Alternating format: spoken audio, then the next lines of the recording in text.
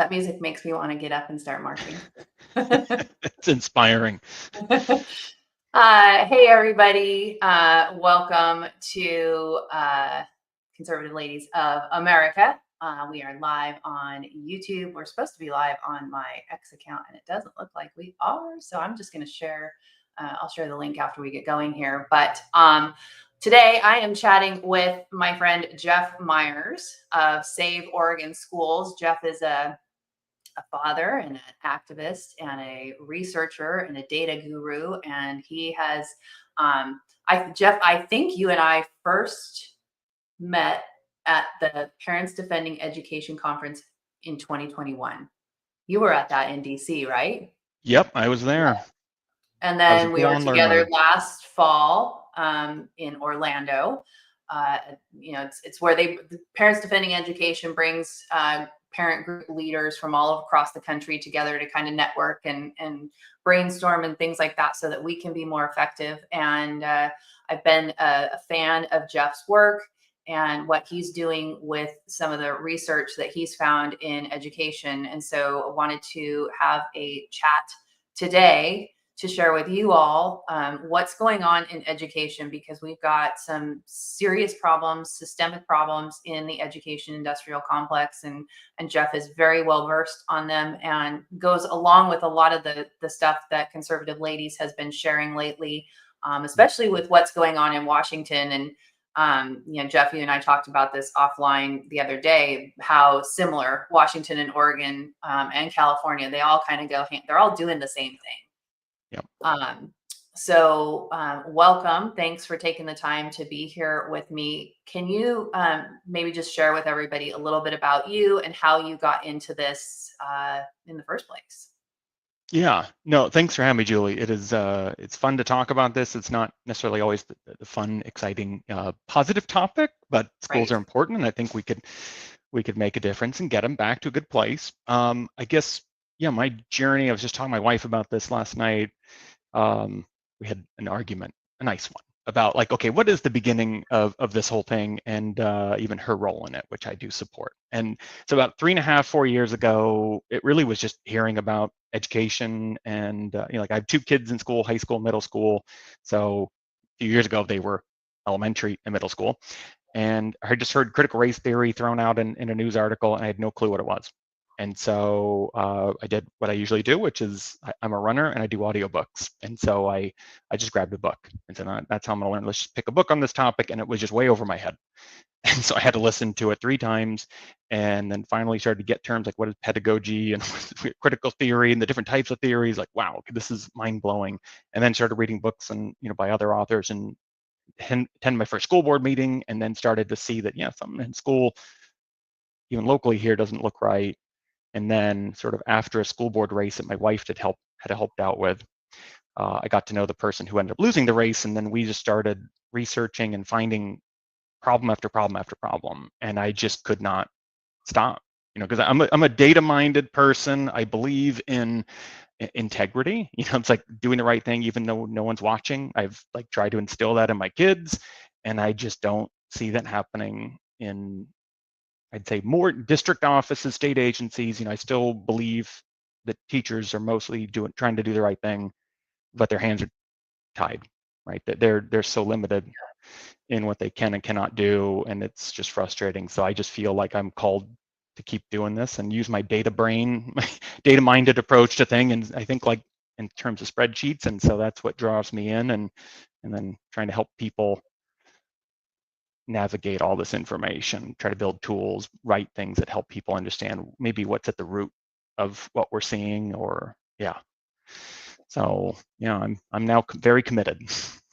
Yeah, it sounds like sort of similar to my journey. It's like you go looking for one thing and it opens up this can of worms into so many different things. And before you know it, you're down like all these different rabbit holes, finding, so many issues. And it's like, for me, I wanted everybody else to know, like, hey, you guys, there's this big problem, and you have to know about it. And I think one of the things that I appreciate about your work is that you make it make sense to regular people. And that's one of the things that I have tried to do, because sometimes I think people feel like policy and government is like way over our heads. Mm-hmm.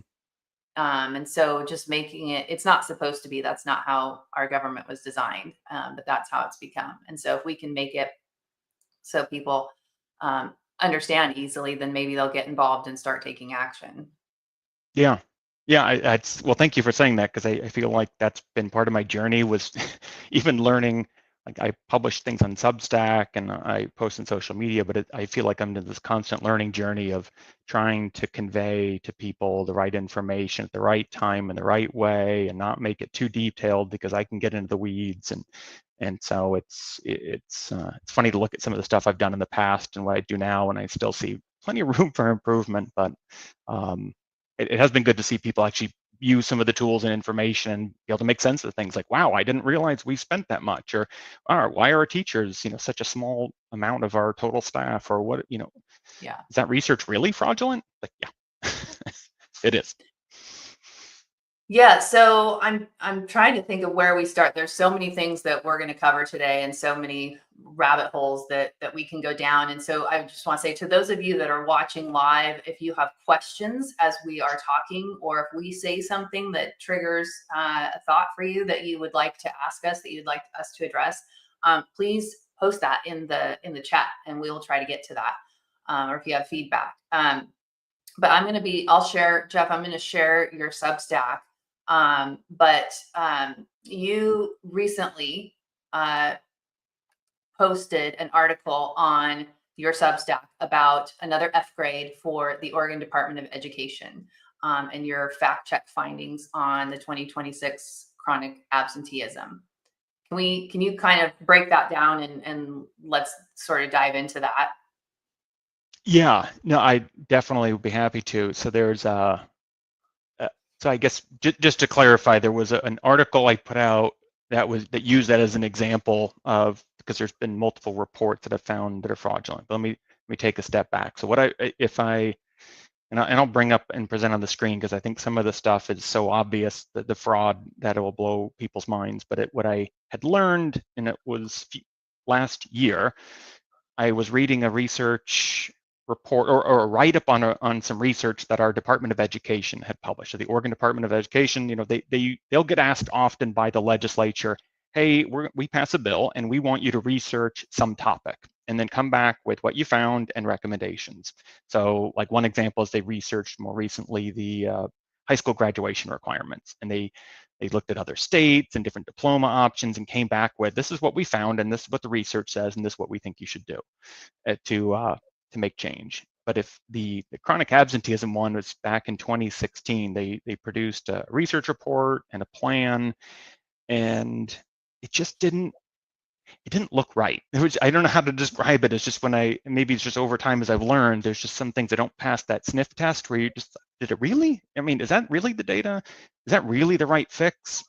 And so I decided to go and read their plan in detail, and then started to check their citations, which not all of them are always easy to find, but some of them are papers that you don't have access to. But I know some professors who have access to, some of these back-end databases and can help provide the details. And then I started to notice, wow, like, this research paper that they cited and their quote from it isn't right. Like, this is one thing, they say it says one thing, but it says something very different. And I'll pull up, show on the screen here, so I think a visual is good for those who are on maybe a big enough screen who can blow it up. But and thanks for posting the link to the Substack, because you can see the article right there, and it has examples and stuff. But it just sort of blew my mind that a public agency would not just make a mistake, because these are not things that are, these aren't papers that an intern wrote, or somebody just out of college wrote and then just threw together, and the state just kind of put it out, and oops. I mean, these, with that diploma report that they wrote, you're talking about 15, 20 staffers at the department, including multiple assistant superintendents. So you're thinking, basically cabinet level people within the department or their exec team, along with the director of our Department of Education having oversight over it, and his second in command there. And it took a year. So their mistakes were not accidental. Like, you can't excuse it as a oops. And maybe it helped to, and I can share my screen here and show one of these, because I think that's where it gets hard to refute. Let me know when you see it coming up there. Yeah. All right, perfect. So, and this, I kind of scrolled down in this article a little bit. That one on chronic absenteeism. And, so I just kind of, in my article, wrote up, hey, here's some of the findings. They were misrepresenting research studies. They made unsupported claims. They fabricated a key component of their plan, which is the root causes. And to me, that's the most dangerous part, when you're expecting an agency to do quality research, to operate with integrity. If they get the root cause wrong, I mean, think about solving any problem. If you start with the wrong root cause, your solution is going to be, you'll be lucky if you happen to create a solution that works. And so, can I stop you for just a quick absolutely. second? So they made unsupported claims about issues specific to LGBTQ youth. They fabricated their plan. Where did they get the data? Was this through a survey? How did they know? Obviously, if they're going to make that claim that it impacted LGBTQ youth, they're having to ask these students about their quote gender identity. Yeah, and they do a lot of surveys, like I'm sure you hear about every state are doing these types of surveys. But in this case, we can scroll down. I can show the example of that, where they're using like another survey. So they'll use surveys from like the Trevor Project or GLSEN, and reference like, hey, according to the Trevor Project 2021 report on LGBTQ youth and absenteeism. So they're using a jump study. Yeah, they're using a survey as if it's a scientific study. Like, you can't substitute one for another. A survey is not it's not a study. It's like qualified research. It's data, but I ask people questions, and what they answer is what it is, but it's not necessarily something that I can prove. Like, just because somebody said they're going to do something in a survey doesn't mean that they do. Exactly. So you can't treat it the same, and that's kind of where they start to break down, as they treat like a single survey by a very biased source as if it was like the objective truth. You don't get to do that in research. Like, that's not okay. And I have this little graphic up here I grabbed from the Khan Academy, for those familiar, because I think they're a great source of information. I thought, hey, Oregon Department of Ed, or ODE, maybe you should take a couple of Khan Academy lessons and start with what's correlation versus causation. They're not the same thing. Like, just seeing a pattern is not the same thing as this caused something else. You can't interchange those two, and that's what they've also been doing. And if I scroll down here a bit, you can start to see, like, this is, I color-coded it to try to match up to previous statements, because you can see they overwhelm you with citations. Like, this is just one paragraph out of it was a 30-plus page plan, which was a shortened version of like a nearly 100-page report that they produced. But even in this one paragraph, I mean, look at all these citations. They're just lobbing them at you to appear scientific, appear research-based. And they'll say things like, chronically absent preschool and kindergarten students are more likely to have lower school readiness scores. Like, okay, well, is that true? And well, if I scroll down here and look at the citation, that cited report actually makes no mention about preschool or kindergarten. So how did they do that? Well, they just made it up. I mean, that's just it. I mean, I'm pausing because it's just kind of like that. It should be a gut feeling, like, whoa, wait a minute. They did. So then they made it up, and let's go over like why. What's the motive? What's the agenda for fabricating this, this research and fabricating this information? Where does it go from after you have a study? Then where do we go? Yeah, and I want to bring up just one more example that's powerful, but it ties into the why. Why would they do this? And this was the third finding from that list above I showed, where they were fabricating the root causes, right? So if you get the root cause wrong, then your whole solution is going to be tainted. And so what I tried to do in this graphic, and I've shared it with a few people, I was meeting with a legislator yesterday even, and showed her this, and it's just that when it clicks in people's head and you see the light go off or go on, that's a good moment, because you realize that, wow, this is happening and this is real. And if you just look on the right, this text here, cited source text, that's what the study or the research said that they were quoting. So again, when you're citing and you're quoting, you're supposed to actually keep what they wrote and not amend it. But you see in yellow is the stuff that the agency just added to their plan. So just to set the stage, like this is the root cause of chronic absenteeism, and in their citation of the study, they said they added the term barriers, and that's fine. Said the barriers to students attending regularly, that students who cannot attend school due to illness, family responsibilities, housing instability. I'll just skip over their part. The need to work or involvement with the juvenile justice system, like that. Those are barriers to why kids can't go to school. Like, okay, that's what their research came up with, and let's just assume that was good quality research too. That's fine. But what the Department of Ed did was they added a few things, and they just added in here lack of medical or dental care, poor transportation, and trauma. Well, you don't get to change the outcome of a research study, especially one as comprehensive as the one they were citing. You don't get to just at your desk or at home on your laptop decide, I want it to also say lack of medical and dental care and poor transportation. Or, I mean, other down here, or this aversion section, another one, they added culturally responsive teaching and an unidentified disability and ineffective discipline. And then they added more to miss, and then they added a whole fourth section that wasn't even in the study. They said disengagement. We're just going to add this one too. Can I pause just really quick? You just said culturally responsive teaching, and we're going to get into that deeper. But can you just give like a high level, so people who aren't familiar with that term, because I think that's sort of like going to become kind of the newer buzzword that people are going to start to hear more of. Yeah, it is essentially education through a critical theory lens. I mean, that's the shortest possible definition of, for those who, critical race theory or critical theory in general. You can look up Gloria Ladson Billings. She was the one in 1995 who wrote 2 papers like a month apart about culturally responsive teaching, culturally relevant teaching. I forget the exact title she used or the term, but she's the one who coined the term.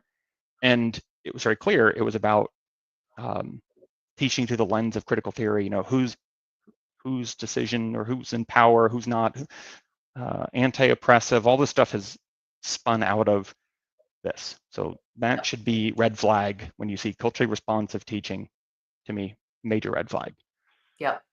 Thank you for, sorry for stopping you. Continue. No, please do. This is, I mean, that's a great one, because they snuck it in there. And now you asked the question before, like, well, why? Well, why are they doing this if it's clearly somebody who cited this added those terms, so they had to go and do the work and put this in there, and why? And a lot of this is due to, right, there's an ideology driving some changes in schools, right? And again, I think these are a small number of very influential, powerful people, like think, district officer, state agency, or nonprofits who are trying to influence school. Like, they want to transform society through the school system, and so these are ways they can do it.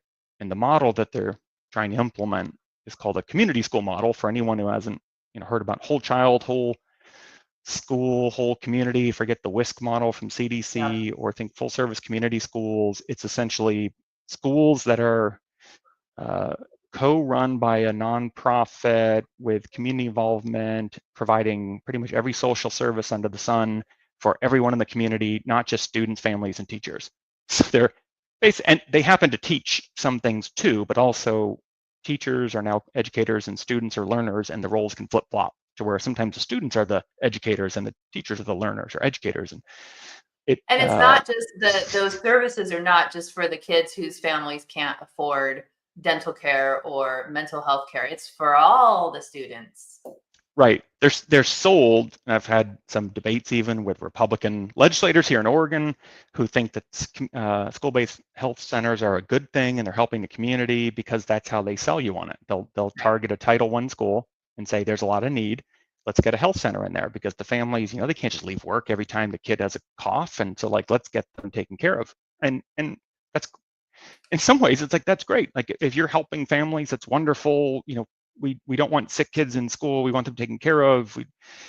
I, you know, I, I believe that there are needs out there, and I'm not ignoring that there are needs, but it shouldn't be the school its job to solve this, and they definitely shouldn't. And what we're being sold is not.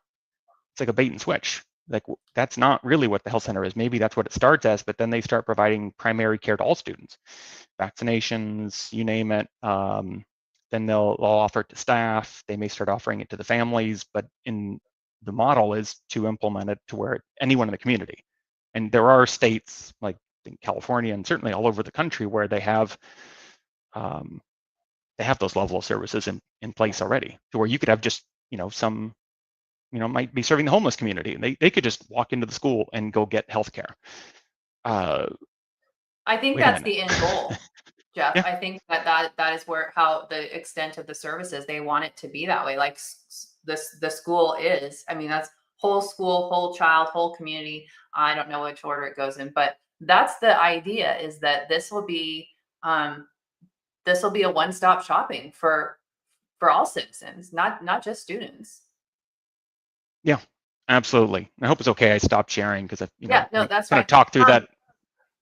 And I think it's important, and I think a lot of people realize this, but everything that you were just showing with um, the examples of, these kids don't have access to medical or dental care, or there's a lack of culturally responsive teaching.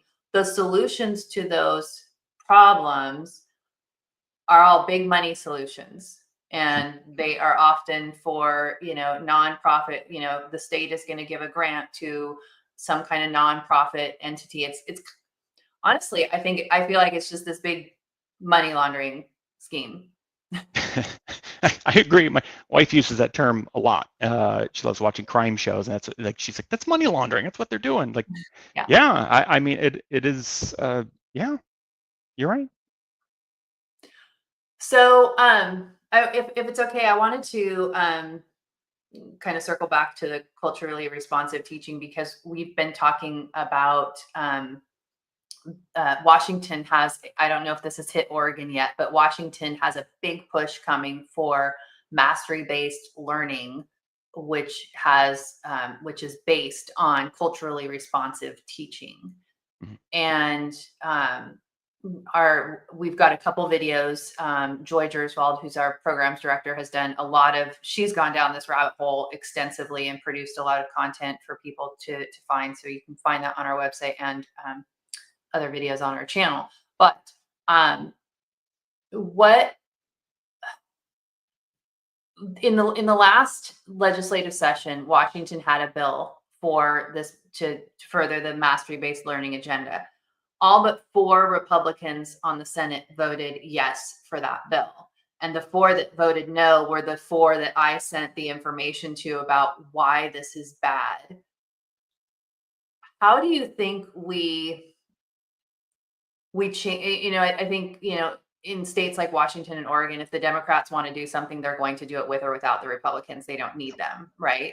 But our goal is really to at least get the Republicans to understand what some of these programs are, so that they can hold the line against it. What do you think?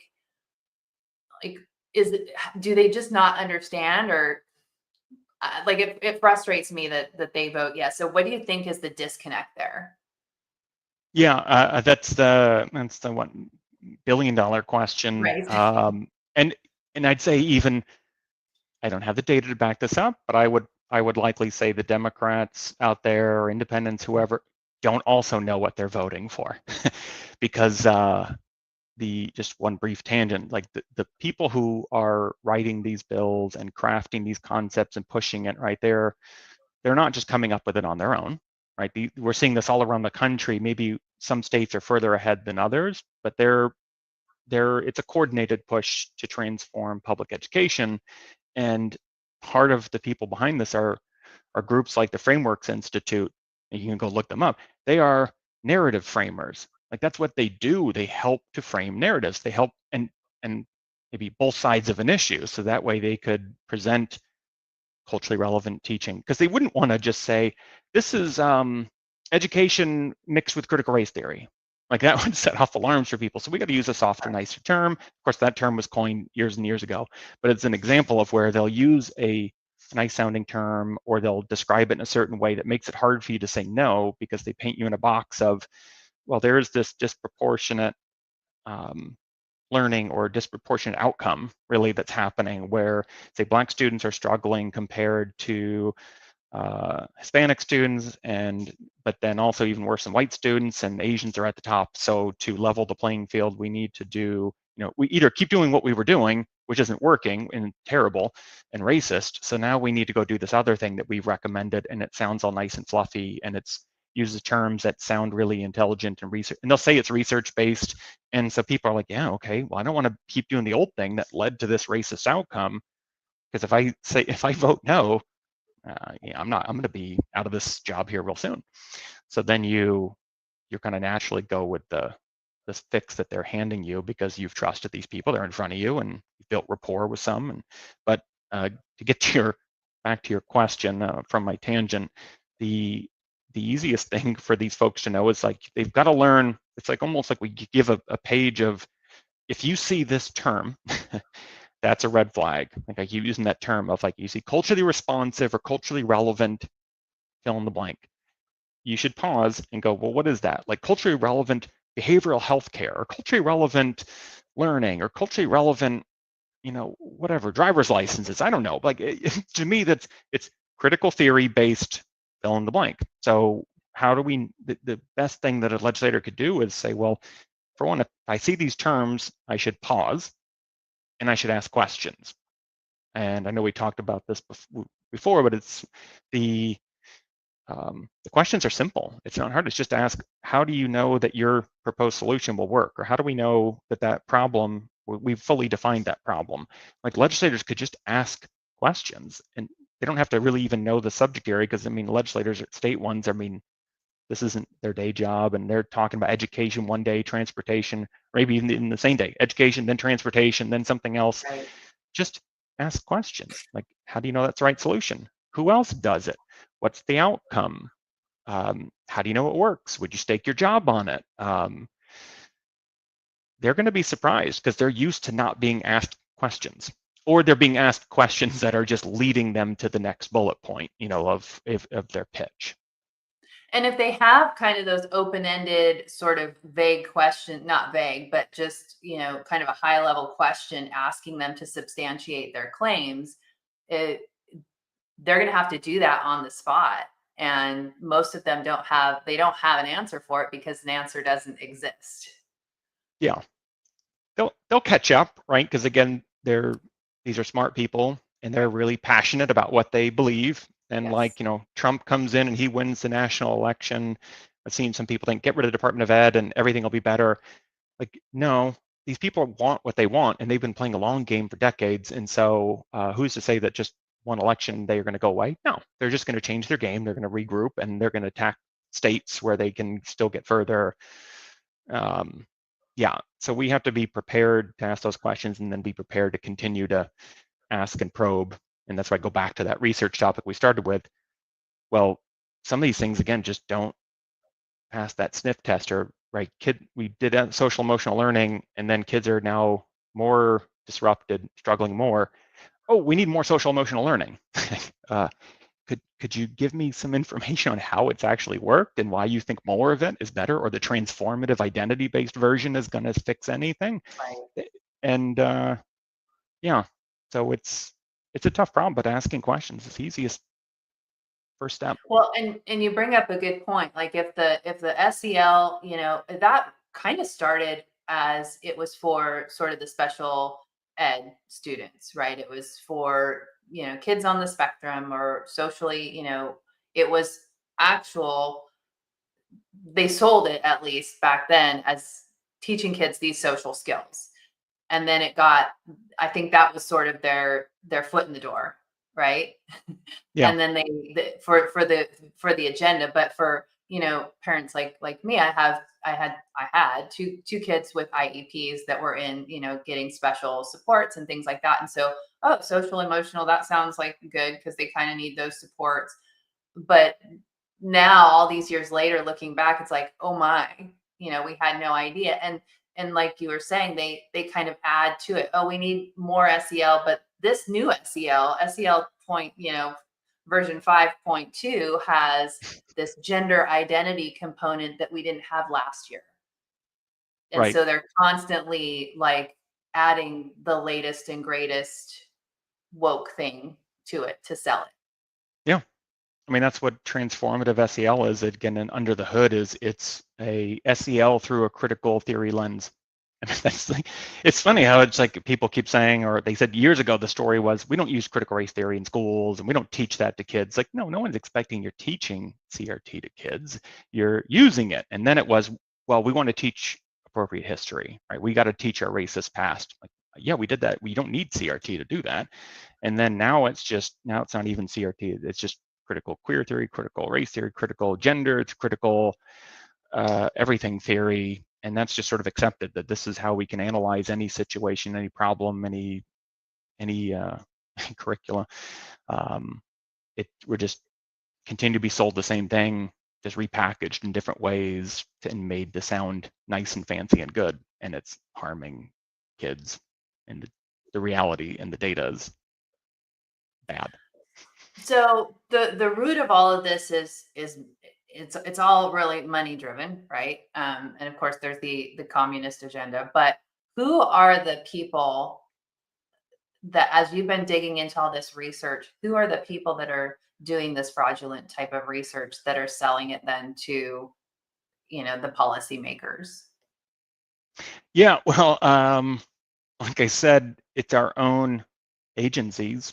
I mean, from my digging, I'd say that the most fact checking that I've done is really within public agencies doing fraudulent work. So it could be that the research is good. So I mean, it took 3 months. I did a project with a professor at Portland State University, Dr. Bruce Gilley, and he won't mind I mention his name because we co-released this really detailed 27-page report on our Department of Ed's 180-page report on high school graduation requirements and changes. Again, that took 3 months for the two of us to go through in detail and check all the citations in this massive report. And even then, we weren't checking to see if those 100+ citations, those research reports were all good. We just said what the Department of Ed's paper didn't match the research to actually determine if that research was even worth using. That is, I mean, this is a massive problem.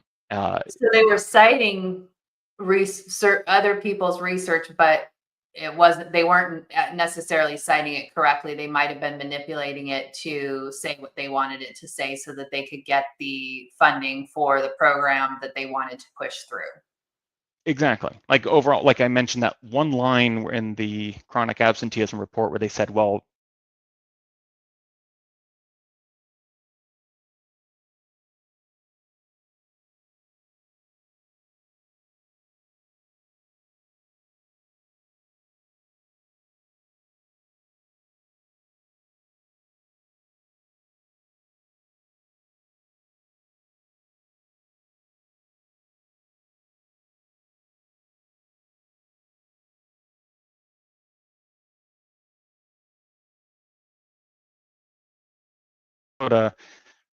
they found this XYZ, or Wisconsin or Washington. So when they produce something, then they start citing each other.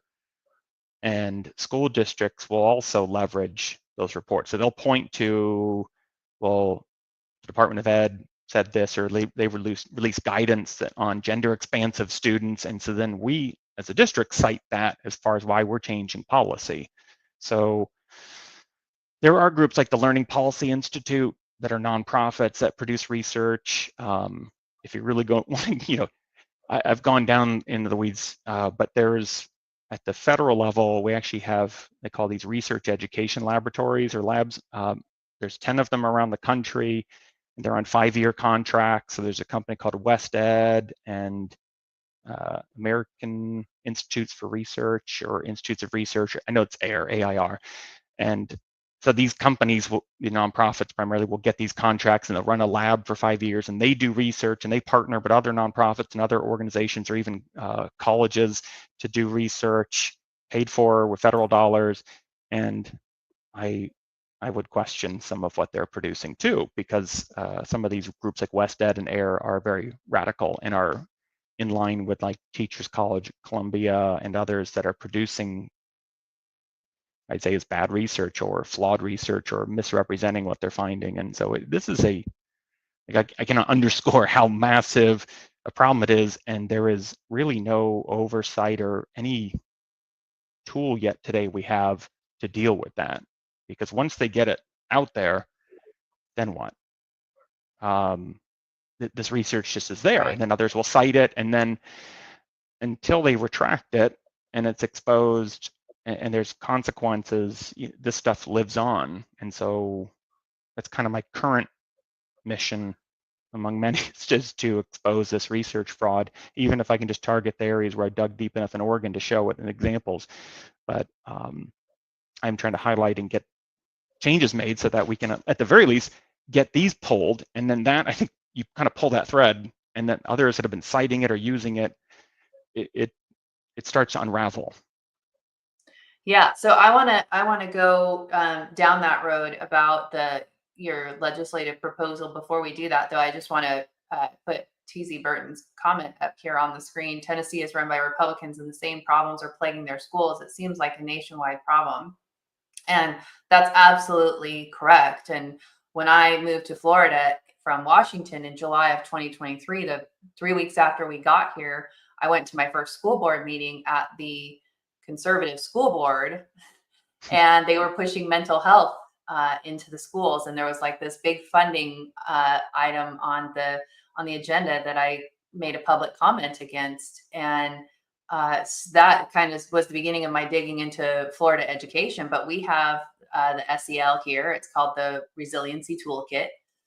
So it's just they rebranded it, but it's the same stuff. And people need to understand that no matter if you're a blue state or a red state, the system, the education industrial complex, is not satisfied with living in blue states. They want to dominate the entire country, and they have already, the teachers union is such a large and powerful system.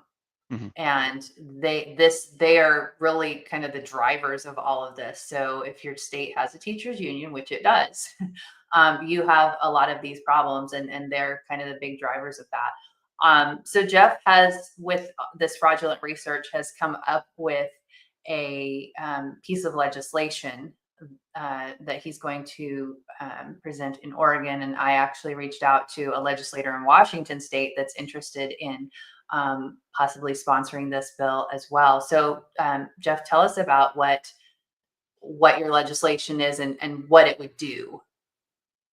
Yeah, because I don't want to just point out the problem. I want to come with a solution, and it took a while to figure out, okay, what could I do?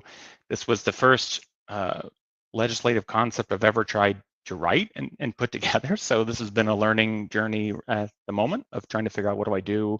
How do we get it moving? And I think I have some success there I can't talk about yet, but I'm hoping to see at least some movement here in Oregon.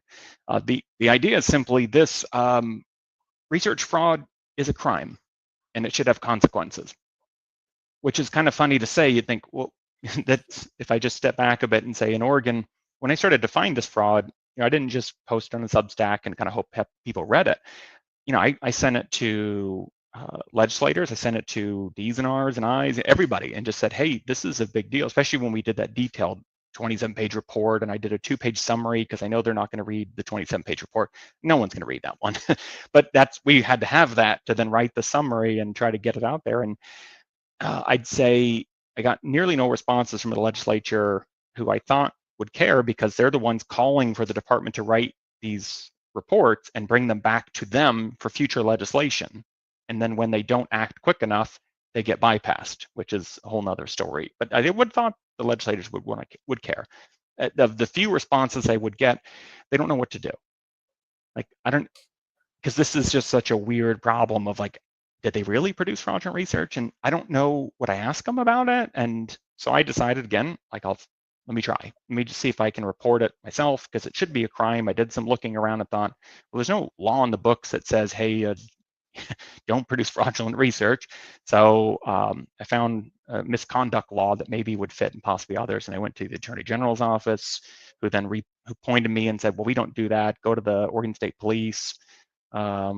Or I think they said the Ethics Commission. It's like, well, the Ethics Commission here has a narrow scope. It's not them. I called the state police and they said, no, we don't investigate state agencies. It's not us. Call the DA in your area. Okay, I called my local district attorney's office. I've got to know someone there, and they said, oh, no, we wouldn't look into that. That's probably the AG, the Attorney General, or the governor's office. Well, I already called the Attorney General. Let me call the governor's office, talk to their general counsel, and he heard me out. We had a meeting. He said he'd get back to me in 2 weeks and ghosted me. And then my last step was go to the Fraud, Waste, and Abuse hotline for the Secretary of State. And after like 6 to 9 months, they just closed my case. No action. So oddly, we have a problem. So my legislative solution was to just clearly articulate that, hey, if there's fraudulent research, it is a certain type of crime, like I'm shooting for the moon and saying it should be a felony. It should have consequences. And if it's found to be fraudulent, well, sorry, there's a reporting mechanism to where, the Department of Justice in Oregon would have to establish some way, like an online way to report the fraud. And so if a whistleblower or somebody like me who does the research can send them the information, they would investigate. And if it's true, then they would take action, right? So then like the state agency would have to retract the report. If it's found that individuals were conducting the fraud, well, then they could have consequences. They could have jail time. They could have, fines paid. If somebody submits a false report, like they're just trying to trash a report, but they claimed, like if I reported something and I was false, I was making it up just because I wanted to block something I didn't like, there could be consequences for me. So I try to be comprehensive and all the things to think about, and essentially just research fraud, making it a crime and making it clear whose jurisdiction it is. I think that's what I've learned, is somebody needs to know that it's their job, and it's the legislature that can tell the executive branch, right, like the DOJ, or that's anyway, tell the other branches whose job it is to investigate and to prosecute. So that's my goal at the moment. It'll probably shift and change, like as I've learned, but that's kind of the beginnings of of a bill I'd like to see in Oregon and also federally.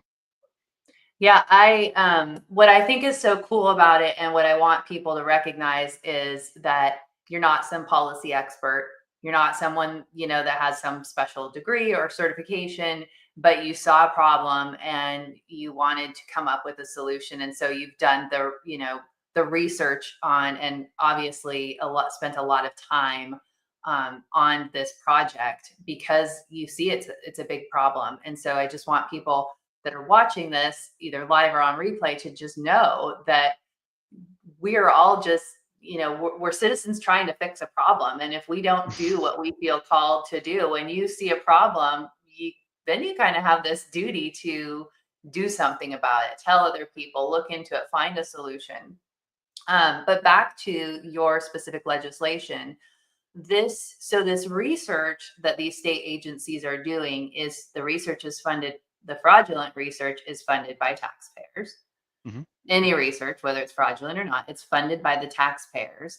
And then what the fraudulent research is then proposing is more taxpayer funding for the programs that are necessary as a result of the fraudulent research. So people need to be concerned about this, because you're paying for it. You're paying for it on all sides of this issue.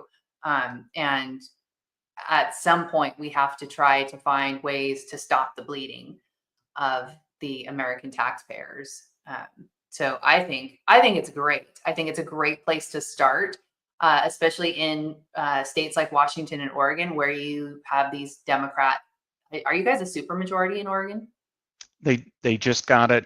They have it in the Senate. and they just got it again in the House. So now Wow. they can pass anything they want without a And single it's Republican. veto proof, right?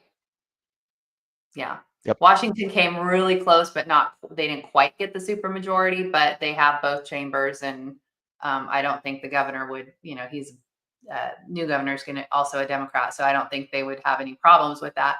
But my point being that by getting a Republican to sponsor this kind of legislation is good for messaging, at least, and starting to have these conversations and letting people see, shining a light on the problem that we have. Yeah. I mean, this shouldn't be a partisan issue to say we want our state agencies and others who we're paying for, right? Because we could be paying a college or another group to do research or get information or to produce something. We should have an expectation that they operate with integrity, which means that what they produce could, pass not just the sniff test, but could pass review and is legitimate and is meant to help kids. I mean, and again, this is not just a state level or federal level issue.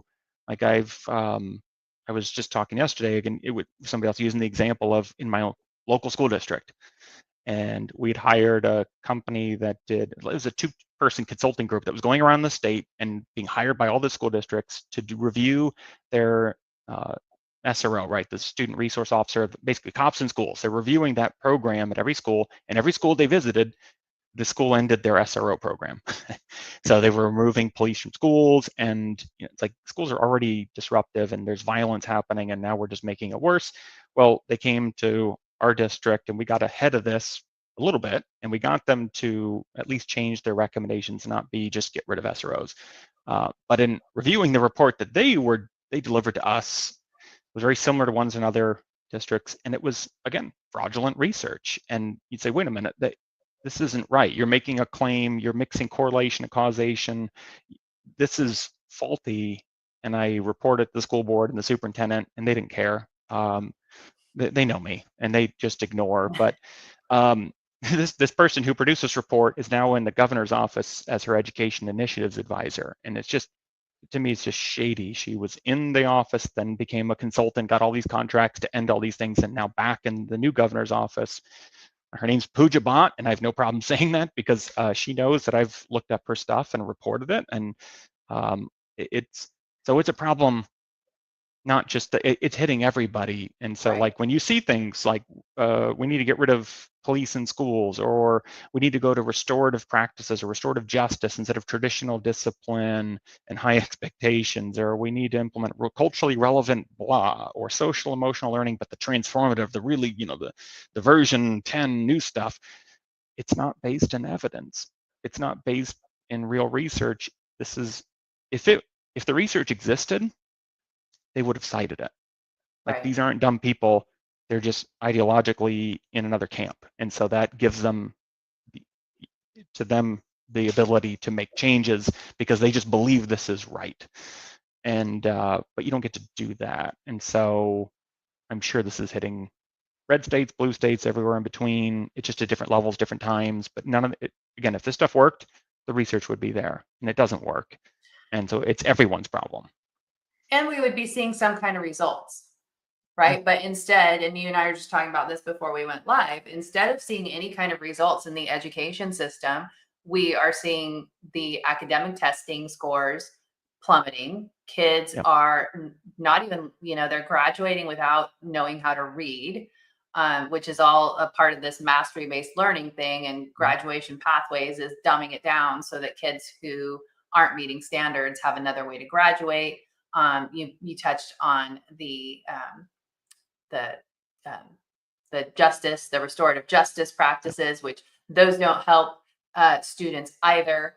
And it's the answer for them is we just need this other program with more money. We need it's always more money and another program and more money and another. It's just this cycle. And one of the things we wanted to talk about is that funding thing and the teachers unions. It's a national thing. It's at a state level, but you always hear it's time to fully fund education. Yeah. Um, Yeah, I love I that don't know line. how much more Yeah. fully we could, like, people are getting taxed out of their homes.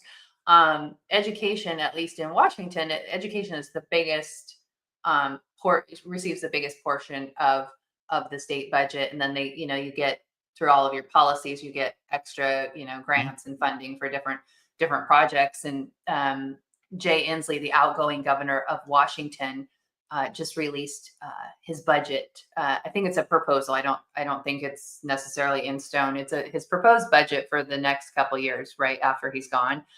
And they're going to tax everybody because they've got almost a $16 billion deficit coming up. And one of the cuts that he made in the budget was to education. So of course, the Washington Education Association, the teachers union, is all up in arms about this.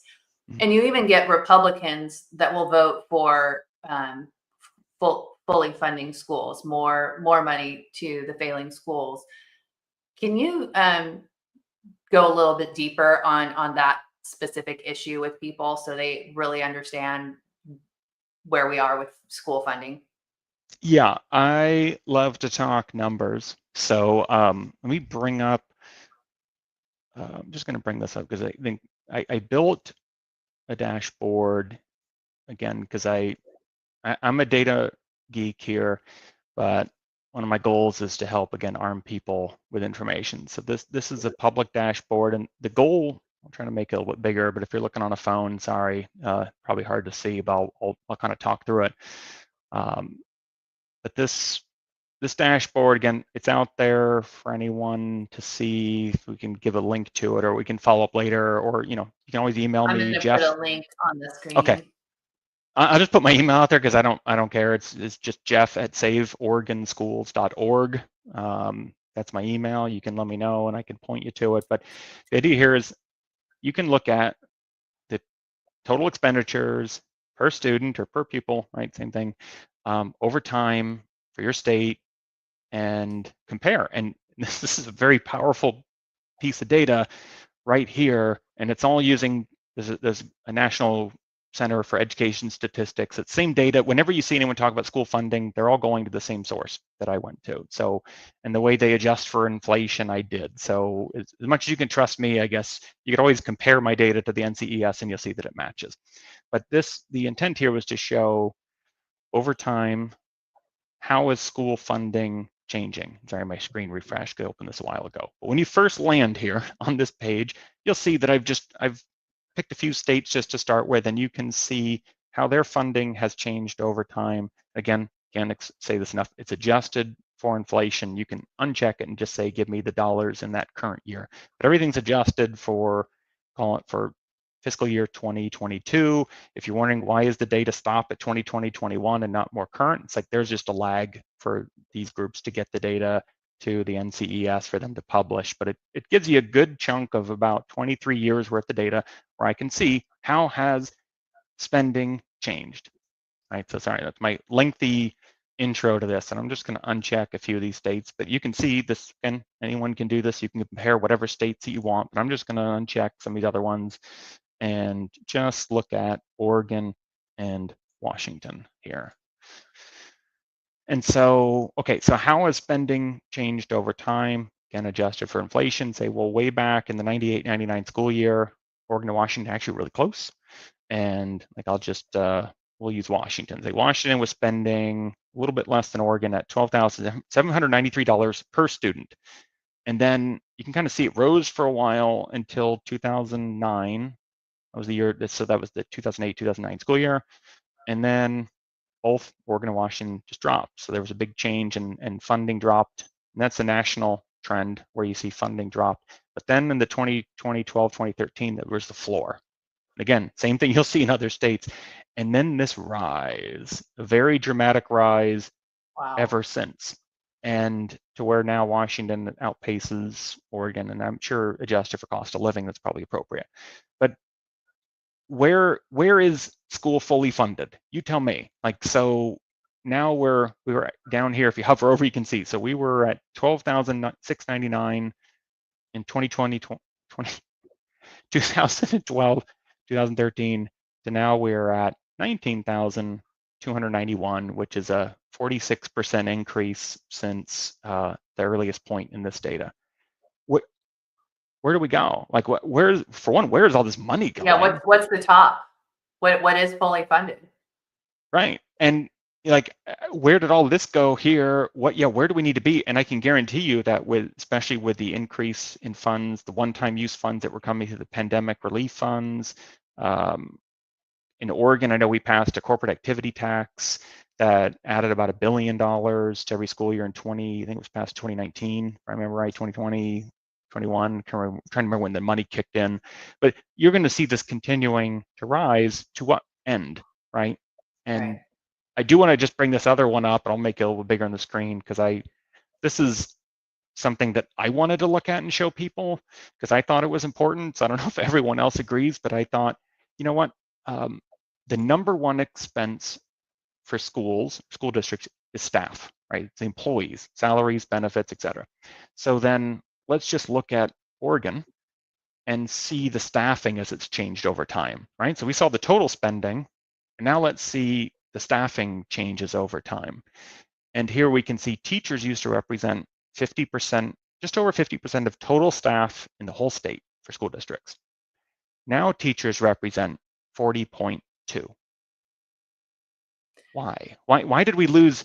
What increased?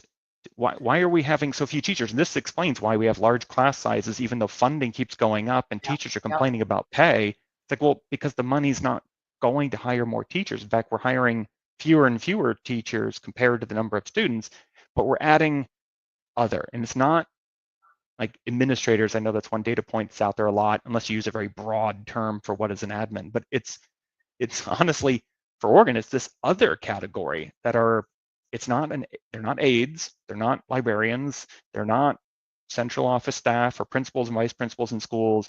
They're the other. They're like student success coach or behavioral specialist or Okay. social worker. Gotcha. That's other. And so this was an eye opener for me, and I tried to help others with the money's going up. It's not just that they're doing more SEL training, but they are hiring more DEI staff for this and social workers and things that should be solved at the city or county level, not in schools, but teachers. Like, schools are becoming less like schools. They're turning into social service hubs, and it's been happening for a long time, not just in the last 5 years. So, Can you sorry, pull up the Washington numbers on that? Oh, absolutely. Sorry, yeah. It starts out in Oregon, of course, because, hey, I made it and I wanted to pick somewhere to start. But here's Washington. I will say that, again, the data is legitimate. It's from that source, the NCES. However, what you see here is what the state reported. So some of this, you'll see some wonkiness, like why did the teacher shoot up and then come back down? And this other category went up and down. I think it's because they were categorizing certain roles differently and probably just corrected that in this year. Because so just explaining that, if you see like why did it shoot up and do we just hire a bunch of teachers and fired them? No, it's probably, you can see this going down equally as it was some reporting issue they were doing for a few years, but not as big of a drop in Washington, but it's been But if you trending down. look at like the 2020 school year and then the 2022 school year, there's a substantial drop, and yet you have the rise in that other category in that same period. Like they offset each other, it looks like.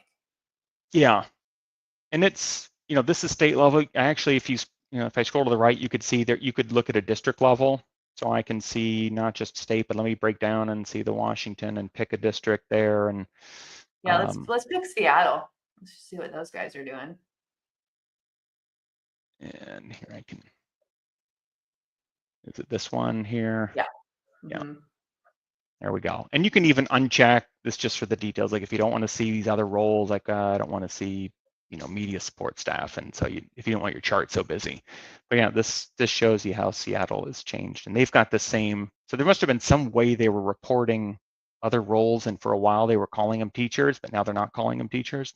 There would have to be some digging into the Washington data to find out why they were reporting them. Yeah, would that maybe be like non-certificated staff or something. They could be some sort of like you said, a student coach, you know, social coach. No, I'm not talking about an athletic coach, but Yeah, like those success coaches are the people yes, who are helping teachers be teachers, like in schools. And to me, just looking at this gray line, which is the other staff dropping and then coming back up, it's likely that there was some huge chunk of the other category that they for a while categorized as teachers and then fixed the glitch, because these are the categorization of like what's a teacher versus what's a paraprofessional slash aide. These are defined at the federal level, and they're supposed to, each state just rolls up their numbers.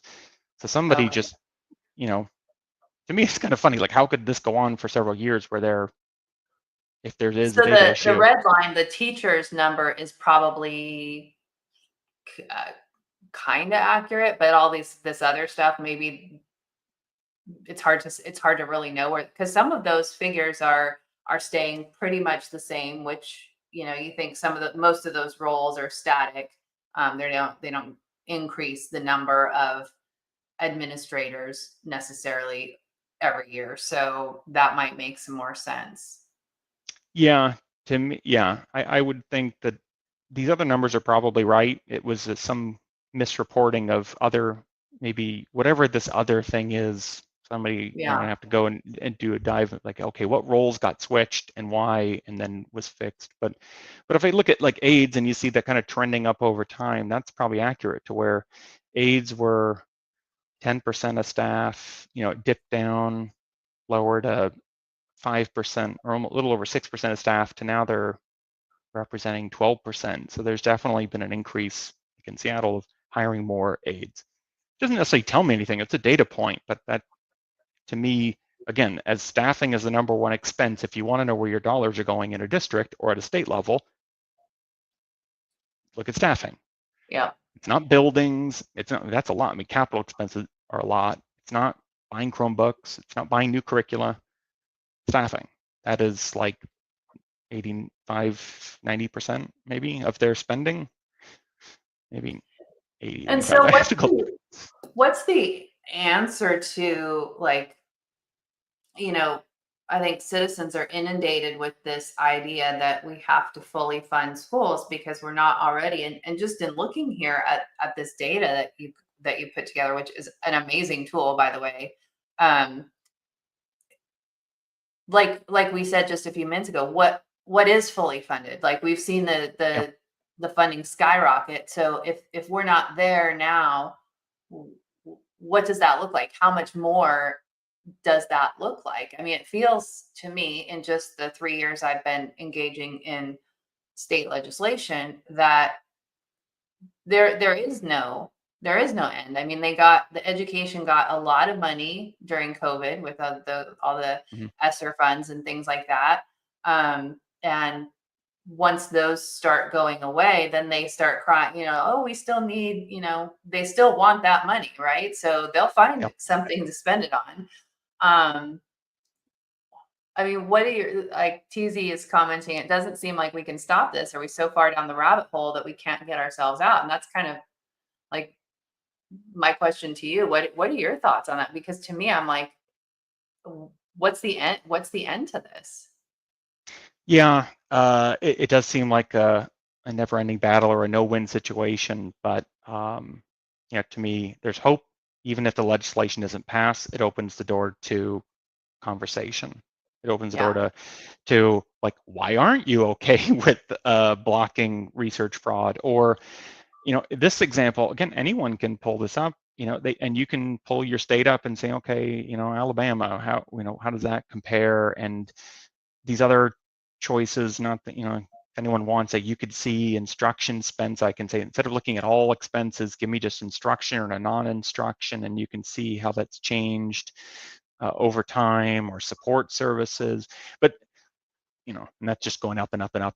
But it's just asking, like you said, what's the ceiling, and what are you doing with those dollars, right? If we're not hiring, especially in Oregon, I mean, we're about the worst as it comes now to teachers as a percent of staff. So we've been hiring everything else but teachers, it seems. But where does the money go and why? Like, Yeah. because school-based health centers are a big push, and it's not that schools are starting up health centers.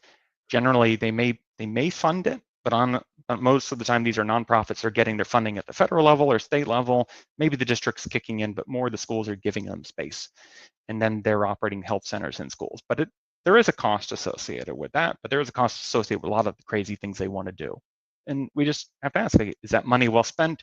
Why? What are you basing that on? What is the outcome? Where has it worked elsewhere? Can you show me examples?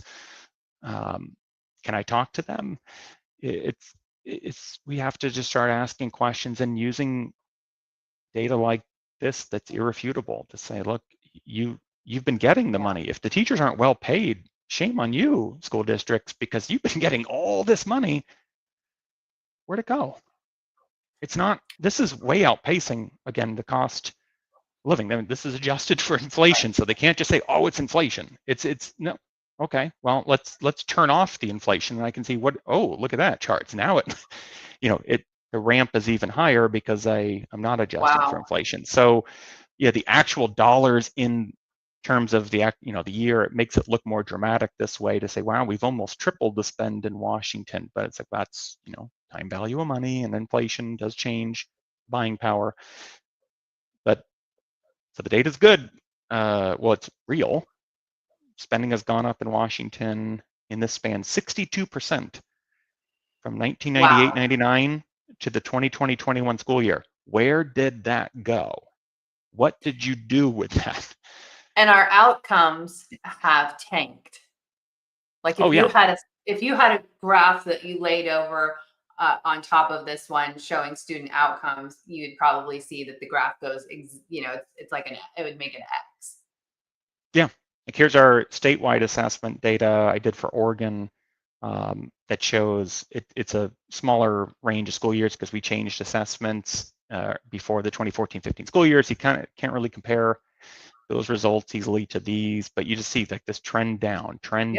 These are different subjects: English, math, science. I even have a dashboard. I know we're probably going long here, but another one where I did that compares Oregon to Washington because we happen to use the same smarter balanced assessment. So it's kind of apples to apples, and both states publish their data. So you can see Washington's in and orange. They're both trending down. We're both trending down. And so, and by the way, this big science drop always scares people. It's like we actually did change the assessment in here, but it's not good. I mean, we changed the assessment to hopefully something more rigorous, and the scores plummeted. So I shouldn't be laughing. It's terrible. But you see Washington's ahead of Oregon and doing better. I mean, Washington pays its teachers better. It has more money per pupil now, but also Washington has about 10% more instructional hours per student on average. So for every 9 days an Oregon student's in school, they're in school 10 days in Washington. So I would expect Washington to be doing better and spending more because of that difference. But we're all of our students are still struggling, and I'm sure this is a national trend too. Yeah. And yeah, you overlay the two, and it's like money up. Graduation rates, by the way, graduation rates are skyrocketing. But boy, I don't know why that is. Interesting, funny isn't how it? that works, and that goes along with the graduation pathways that we mentioned earlier. And so what they're trying to do to inflate those graduation numbers is give students who aren't able to meet the criteria to graduate the traditional way, they're giving them these other pathways that make it easier for them when they really should. They haven't. We haven't. Our education system has not delivered the product that the taxpayers have paid for. The taxpayers are paying for you to educate the citizens, and you're not delivering on the product. In any other type of world, or in the business world, in the corporate world, if you're not delivering, you're done. Only in government do we continue to fund failing programs, failing policymakers. I thought that I had, as we were going through this, as you were going through the data, legislators you know, Jeff or I could be a legislator. We just have to run for office and get elected. We don't have to have, we don't have to have a resume that shows us, worthy and fit for policy making. Yeah. And so I say that because you have just regular citizens who have agreed to serve their constituents. And so we as citizens have a duty to hold them accountable and also to help them, because legislators, as Jeff mentioned earlier, they might be working on education, transportation, and housing all in the course of one day. And they can't possibly, they're looking at hundreds of bills over a session. And so they can't possibly be experts in any one area. So as you're digging through this stuff, if you start going down some of these rabbit holes, or, you can even take the information on Jeff's website and contact your legislator and share this with them and give them these resources and tools, because as it turns out, what I've learned is oftentimes they don't have the information, and they're very grateful to have citizens who are willing to share information on specific policies, especially if there's a specific policy that you're watching that you have concerns about. And if you have information that the legislators would find useful in placing their vote on that policy and opposing or supporting it, please look them up, find their email, and send it to them. I found that they are very willing to communicate on those things, and they appreciate it very much. Yeah, I mean, it's for me, like I have a full-time job that's not this, so I have to balance that and being a father and a husband and doing this research and other work, but I'm called to do it and I will do it. But remember that especially the state legislators, right? These are like in Oregon, they're not full-time jobs, they're not paid well, but they have full-time staff.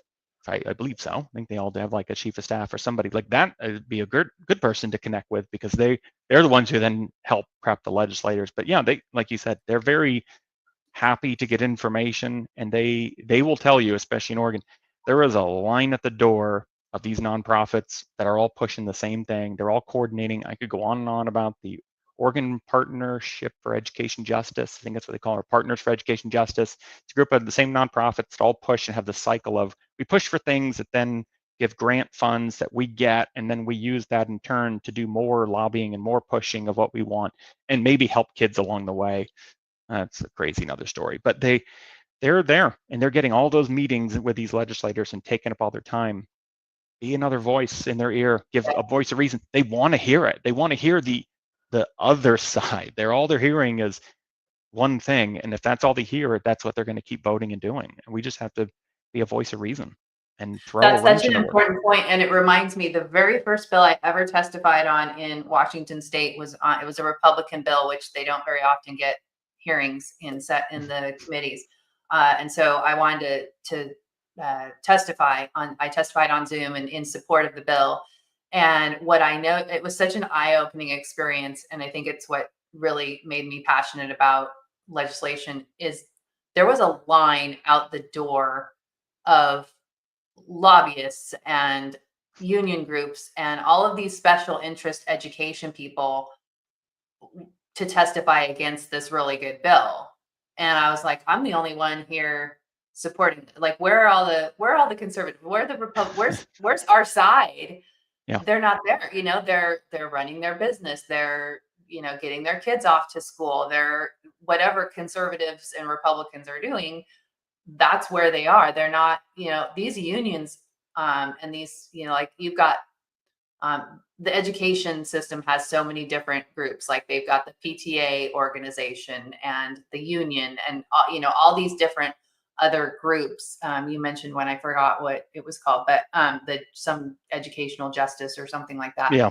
They have all these different groups, and they're all lined up to support their cause, because it is such a money thing. But it's not just about money. And Jeff, you and I talked about this before. There's an end goal here, that and they're using the schools as indoctrination systems to their communist agenda. Yeah, I know it feels so crazy to say it, and I joke people say I'm not a conspiracy theorist, but there are conspiracies. I'm a truth teller. I look at facts and data, and I love people like, James Lindsay, who, like, love him or hate him, like, he puts it out there, and he has his support for the claim that this is just a new Right. version of communism. And I I've kind of followed him and along the journey and thought, yeah, he's right. I mean, these are communist principles, but they're repackaged in a way that sounds kind of soft and sounds like we're trying to help people. But you can't speak out against it, and you can't like all these rules. Like, wow, this is it is, and it's scary as hell that this is happening. But it's real, and we have to help people along to understand that. And that if these things really work, then our kids wouldn't be suffering like they are. Right. And so we have to keep doing what we're doing. Everybody has to do what they can, right? Do what you can, speak out, reach out to somebody, use some data, speak to your school board, try a legislator. Like I will fully admit, I tell this to legislators if I meet with them, which is not often, it's like, I don't know what I'm doing. I'm here, I'm hoping you can help. I have an idea or I have a problem, like help me navigate this. They want to help you too. Like it shouldn't be scary. It was scary for me the first time. I'm an introvert, so all this is scary, but it's okay. These are nice people. They're humans like you. They will help. Just ask for that help. And that's another good point. And when everything was happening with my daughter back in 2021, and I first started getting into this, it was a legislator that actually reached out to me. And when he learned that I had this organization, it was at the time it was just a Facebook group, and he's like, "Hey, could you share this information with your audience? We need citizens to know about this and to write their legislators." And so that's kind of how I got involved. And then along the way, I've networked with these legislators, and they have mentored me in the process. They've taught me so much because the good ones want citizens to know, and they want citizens to engage. And they know that if citizens don't understand the process or what's going on, there's no way for citizens to engage. So I always encourage people, go into it when you reach out to one of these legislators or school board members or whoever it is, assume that they want to work with you. Go into it with good assumptions and have confidence, because most of the time, unless they're Democrats or really uniparty people, then they usually will want to work with you, and they'll want to, and it's a two-way street, right? Helping each other. Jeff, you're a dad. What do you say to other parents who are like, what should I do about education? Should I leave my kids what do I do? Somebody asked that on that last post, Substack post, and it's a great question. Somebody in Southern Oregon, and it was it's the number one question. It's the right question, but it's a struggle, because I look at it and say, well, if I had any success in even my own district, I haven't stopped the radical movement, and I maybe slowed them down or whatever. But I guess I can't remember exactly even what I share with her, because it's like, I wish I had this perfect one. You do this 1, 2, 3, and you fix everything. It's like, no.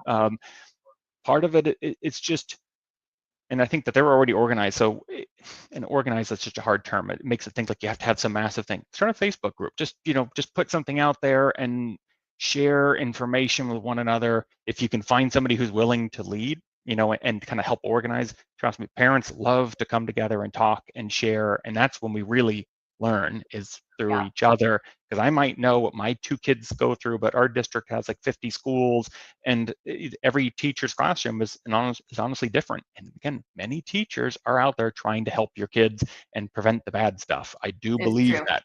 So, I guess my advice would be, find some people to share with, just to find out, like, are you crazy? And you're not. No one is. These things are happening. Teachers are not the enemy. Think of them as allies, and they're suffering too under this. So just, you need to have that mindset, and likely principals too. I think that it's a smaller number, and it's all being pushed. And think about their jobs, and where could they go if the district fires them? They'd have to move to go to another one generally, and they all know each other. They kind of have to go along with this stuff. So it's getting organized, and then just try. Like, if you find a legitimate concern, or you think something doesn't pass the sniff test, something's wrong and the school board's not doing anything, contact your legislator, whether they're a DRI or whatever. Yes. You are their constituent. So they need to take your meeting. They have to take your meeting. And yet you might have to be persistent. They're busy. These are part-time jobs for a lot of state legislators. So be patient. Don't worry about, like, try again, give them a call, but just get a meeting and just express and just ask questions to them. Don't just go there to complain, but say, how can you help? What would they offer as advice? What could they do? Is there a complaint that's stuck that, hey, their name and their role could carry a little more weight? as far as the research stuff, there's data nerds out there like me who get into this too. So not everybody has to be a data whiz. Public record requests are not hard to do, but you'll probably, as you get a network of people will gravitate to these sort of roles, and oh, that's our data person, that person, Right.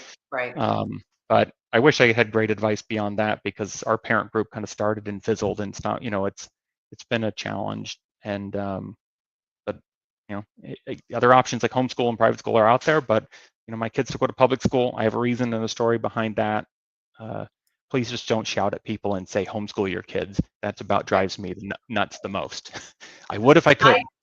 I do think people should homeschool their kids, but I also respect every parent has their reason for what they do, and they're your kids and it's your choice.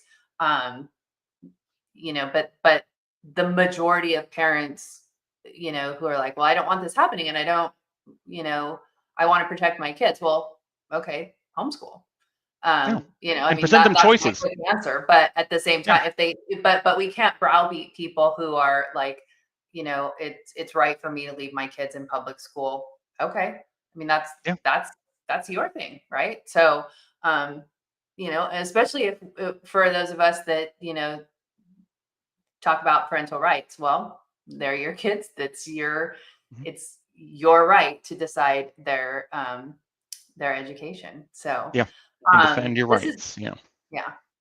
This has been an awesome conversation. You have such a wealth of information, and I'm glad that you're in my network and we're able to share information. And I hope people will, if you're watching this live or if you're watching it on replay, please share this information out with other parents and concerned citizens that because this is really, as we mentioned, education is taking the bulk of our budget in our states and on a federal, probably not on a federal level, but it is taking a lot of our taxpayer dollars in your states. So please be informed, and if we can't educate our kids to be functioning adults, then I don't have a lot of hope for the future of our country, and they are the future of our country. So it is our job as the adults to fix this. So we can't give up, even though it does seem daunting sometimes. So Jeff, I appreciate your time today, and we've shared your Substack, which is saveoregonschools.com. Please go subscribe to the Substack. Do you have a donation link on there? I don't, and that's for a reason. I don't want money. I do this because I want to do it. I don't. So please don't offer. Keep your money, invest it yourselves in what you need. You can send it to Conservative Ladies of America. There you go. Exactly. And by the way, before we drop, I thank you, Julie. You are awesome. It's been great to get to know you and to talk to you here, but also you're just an amazing person and resource for others, and putting yourself out there and spending the time that you spend to do and fight back is awesome. And I just love that you're in my network too, because we all have different skills and different abilities and different connections, and that's kind of how this works, as I've learned, is you just kind of get to know people and network and know, and then I can go to this and that. And so this is just everyone has their little niche that they're kind of specialists at, and then we all put it all together, and it works. Yeah, that's how it's supposed to be. So thank you. TZ said, "Our Florida mom." Thank you, Julie. Our Florida mom with her heart in Washington. That is true. My heart will always be in Washington. So, all right. Thanks everybody for watching. Don't forget to share. See you next time.